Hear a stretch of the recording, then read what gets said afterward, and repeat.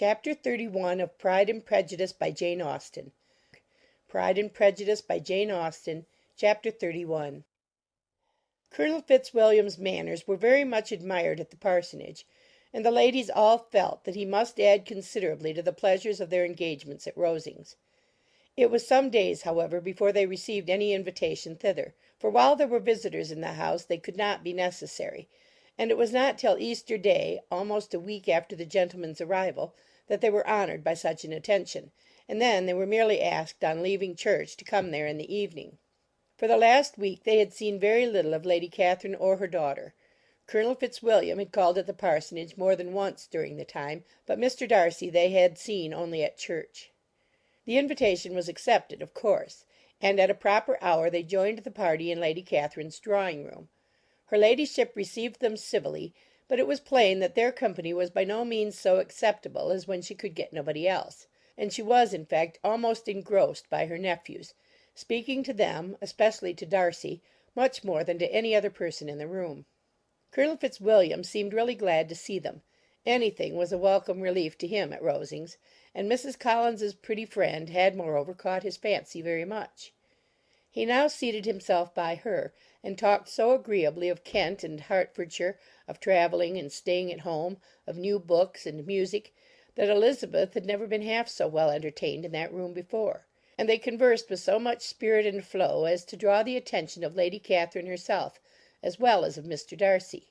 His eyes had been soon and repeatedly turned towards them with a look of curiosity, and that her ladyship after a while shared the feeling was more openly acknowledged, for she did not scruple to call out, "What is that you are saying, Fitzwilliam? What is it you are talking of? What are you telling Miss Bennet? Let me hear what it is." "We are speaking of music, madam," said he, when no longer able to avoid a reply. "Of music? Then pray speak aloud. It is of all subjects my delight. I must have my share in the conversation, if you are speaking of music. There are few people in England, I suppose, who have more true enjoyment of music than myself, or a better natural taste. If I had ever learnt, I should have been a great proficient. And so would Anne, if her health had allowed her to apply. I am confident that you would have performed delightfully. How does Georgiana get on, Darcy?" Mr. Darcy spoke with affectionate praise of his sister's proficiency. "I'm very glad to hear such a good account of her," said Lady Catherine. "And pray tell her from me that she cannot expect to excel if she does not practise a good deal." "I assure you, madam," he replied, "that she does not need such advice. She practises very constantly." "So much the better. It cannot be done too much. And when I next write to her, I shall charge her not to neglect it on any account. I often tell young ladies that no excellence in music is to be acquired without constant practice.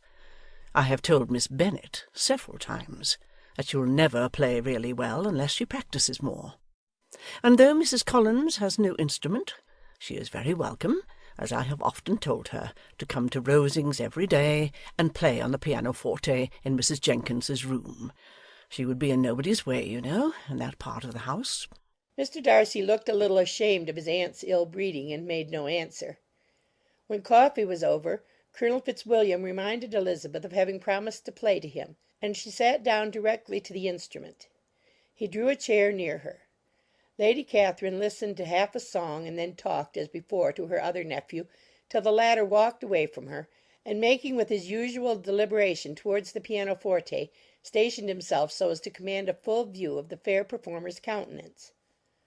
Elizabeth saw what he was doing, and at the first convenient pause turned to him with an arch smile, and said, "You mean to frighten me, Mr. Darcy, by coming in all this state to hear me. I will not be alarmed, though your sister does play so well. There is a stubbornness about me that never can bear to be frightened at the will of others. My courage always rises at every attempt to intimidate me."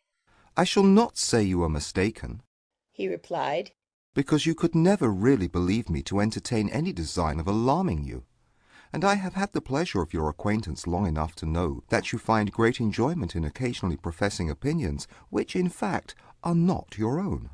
Elizabeth laughed heartily at this picture of herself, and said to Colonel Fitzwilliam, "Your cousin will give you a very pretty notion of me, and teach you not to believe a word I say. I am particularly unlucky in meeting with a person so able to expose my real character, in a part of the world where I had hoped to pass myself off with some degree of credit. Indeed, Mr. Darcy, it is very ungenerous in you to mention all that you knew to my disadvantage in Hertfordshire, and, give me leave to say, very impolitic too, for it is provoking me to retaliate, and such things may come out as will shock your relations to hear." I am not afraid of you, said he, smilingly. Pray let me hear what you have to accuse him of, cried Colonel Fitzwilliam. I should like to know how he behaves among strangers. "You shall hear, then, but prepare yourself for something very dreadful. The first time of my ever seeing him in Hertfordshire, you must know, was at a ball. And at this ball what do you think he did? He danced only 4 dances, though gentlemen were scarce, and, to my certain knowledge, more than one young lady was sitting down in want of a partner. Mr. Darcy, you cannot deny the fact." I had not at that time the honour of knowing any lady in the assembly beyond my own party. "True, and nobody can ever be introduced in a ball-room. Well, Colonel Fitzwilliam, what do I play next? My fingers wait your orders." Perhaps, said Darcy, I should have judged better had I sought an introduction, but I am ill qualified to recommend myself to strangers. "Shall we ask your cousin the reason of this?" said Elizabeth, still addressing Colonel Fitzwilliam. "Shall we ask him why a man of sense and education, and who has lived in the world, is ill qualified to recommend himself to strangers?" I can answer your question, said Fitzwilliam. without applying to him. It is because he will not give himself the trouble. I certainly have not the talent which some people possess, said Darcy, of conversing easily with those I have never seen before. I cannot catch their tone of conversation, or appear interested in their concerns, as I often see done. "My fingers," said Elizabeth, "do not move over this instrument in the masterly manner which I see so many women's do. They have not the same force or rapidity, and do not produce the same expression. But then I have always supposed it to be my own fault, because I will not take the trouble of practising. It is not that I do not believe my fingers as capable as any other woman's of superior execution." Darcy smiled and said, You are perfectly right. You have employed your time much better. No one admitted to the privilege of hearing you can think anything wanting. We neither of us perform to strangers. Here they were interrupted by Lady Catherine, who called out to know what they were talking of. Elizabeth immediately began playing again. Lady Catherine approached, and after listening for a few minutes, said to Darcy, Miss Bennet would not play at all amiss if she practised more, and could have the advantage of a London master. She has a very good notion of fingering, though her taste is not equal to Anne's. Anne would have been a delightful performer had her health allowed her to learn. Elizabeth looked at Darcy to see how cordially he assented to his cousin's praise, but neither at that moment nor at any other could she discern any symptom of love, and from the whole of his behaviour to Miss de Bourgh she derived this comfort for Miss Bingley, that he might have been just as likely to marry her had she been his relation.